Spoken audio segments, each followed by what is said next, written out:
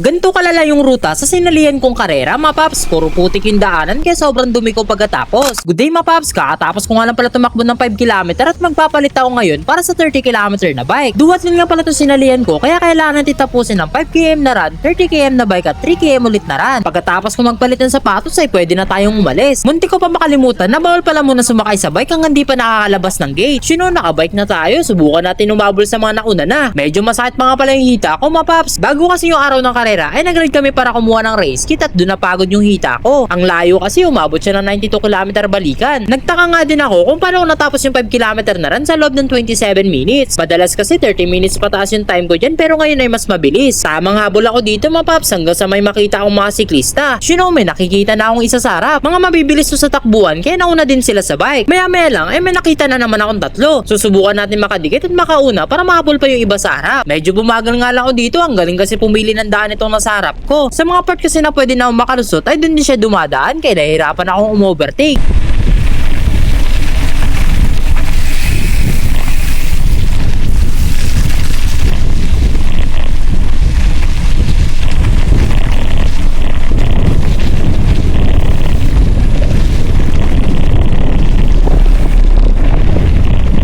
Kaya nung nagkaroon na ng space sa kaliwa ay kinuha ko na yung opportunity para makatakas. Pagdating sa dulo ay nakita ko tong si Idol na nagtutulak ng bike. Ang lala pala kasi ng daan kaya nahihirapan siya. Pero kailangan natin mag-isip agad kung saan tayo pwedeng dumaan. Tapos biglang natumba yun na sa unahan ko, nadulas ata sa putik. Sino, sa wakas nakaalis din sa putikan, balik na ulit tayo sa paghabol. Nung nakadikit na ako dito kay Idol ay nakipagkwentuhan muna ako saglit. Tapos ahon na pala yun na sa unahan namin. May dalawang siklista sa harap at susubukan natin makauna. Medyo makunat pala yung ahon na to pero tiis lang hanggang makarating tayo sa tuktok. Kailangan hindi halatang nahihirapan tayo kasi may nagpipicture pala sa taas. Sino, natapos din yung ahon, kinargahan ko na agad para makalayo tayo sa mga nasa likod. Kaso mag-isa na lang ulit tayo naghahabol. Medyo mahirap kasi walang matutukan pero kailangan nating tiisin. Matagal-tagal nga din pala nagbabike mag-isa, napapaisip tuloy ako kung tama pa ba yung dinadaanan ko. Tapos maya-maya lang ay may nakita na din akong siklista. Tama yung daan, tuloy lang tayo, mapaps. Dito na nga pala nagsimula maging maputik yung daan. Wala na akong pakidyan kung madumihan man ako, basta ang gusto ko lang ay makahabol. Kaso yung camera ko naman yung kawawa. Puro putik na pala yung lens niya sa baba kaya naging ganito na yung kuha. Di ko pa kasi nare-realize yan kaya yung lens lang sa taas yung pinupunasan ko. May naabutan na naman tayong isa tapos meron pang isa sa harap. Nag-e-enjoy na ako dito, mapaps. Pabor na kasi sa bike ko yung ruta. Kaya maya lang ay may naabutan na naman tayo. Naka-rigid fork kasi sila kaya sinamantala ko na makatakas.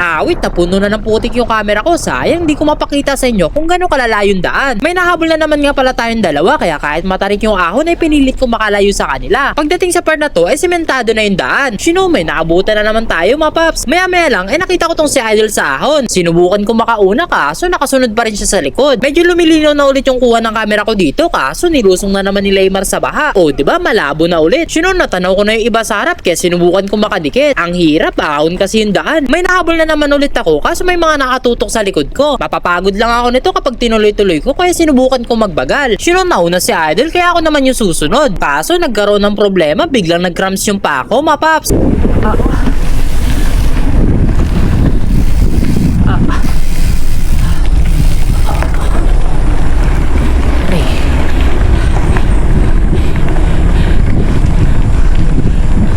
Masakit siya kaso ayokong uminto kasi sayang naman yung paghahabol ko. Kaya kahit nanigas yung muscle sa kaliwang pa ako ay pinilit ko pa rin ipedal yung kanan. Tapos maya ay naging okay na ulit. Sayang nakalayo na tuloy yung mga katabi ko kanina. Pero pinilit ko pa rin makahabol at itong sa Idol yung naabutan ko. Sabay kaming lumusong dito at pagdating sa baba ay tumutok na ako sa kanya. Kahit papano nakapagpahinga ako, mapaps. Pagdating sa likuan ay nasa likod ko pa rin siya kaya nagtulungan na kami para mas mabilis kami makarating. Maya lang ay nakita ko na tong tulay. Ibig sabihin ay malapit na kami.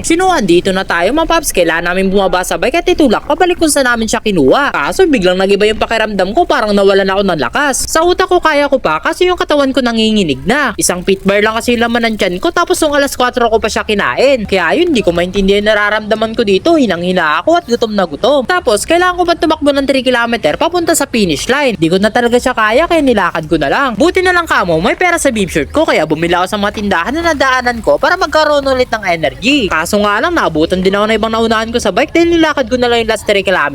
Sayang yung effort pero okay lang dahil alam ko na yung gagawin next time. Hindi ko na nabidyon yung mga nangyari kaya kunento ko na lang dito. So hanggang dito na lang, mapaps. Salamat sa panonood. Ride safe palagi!